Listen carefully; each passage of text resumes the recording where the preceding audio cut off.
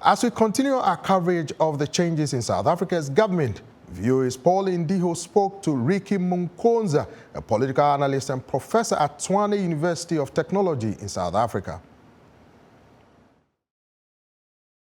Quite exciting times in South African politics. As you have rightly pointed out, it's the first time that the ANC has failed to gain outright majority in terms of the national elections, provincial elections. They won 5 provinces and could not get outright win in 4 provinces. About coalition government, we see, parties beginning to, define their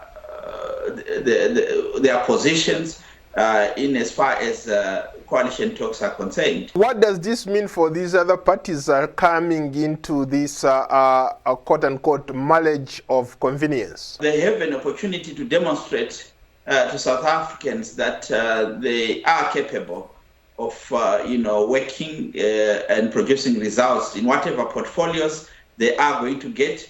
The public will be watching them. We've seen examples previously in other countries, in neighboring Zimbabwe, where Morgan Tsvangirai joined a coalition with the later President Robert Mugabe.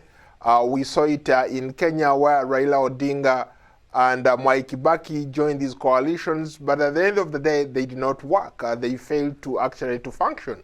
What is so unique about this experiment in South Africa? The political parties that are likely to get into the coalition government, they have, opposing ideologies. If you look at the Democratic Alliance, it can be characterized as a party that is on the far right. And if you look at the ANC, it can be characterized as a party that is on your immediate center, on your immediate left. It's not on the far left, but it tries to maintain the capitalist ideology with the socialist ideology. The Inkatha Freedom Party is also somewhere in the middle. But what to make the coalition government work is the ability of the political parties that are going to get in there to realize that they need to pursue the national interest above their party positions and their party interests. They need to ensure to realize that they are serving the South African public, and they need to put the needs of the South African public first.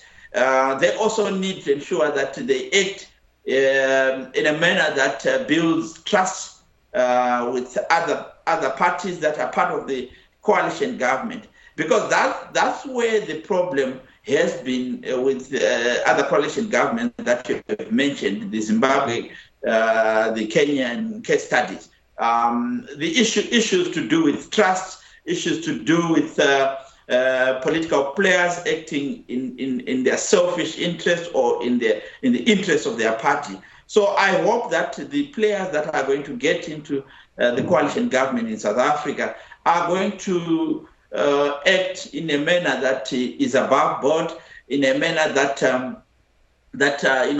puts South Africa first.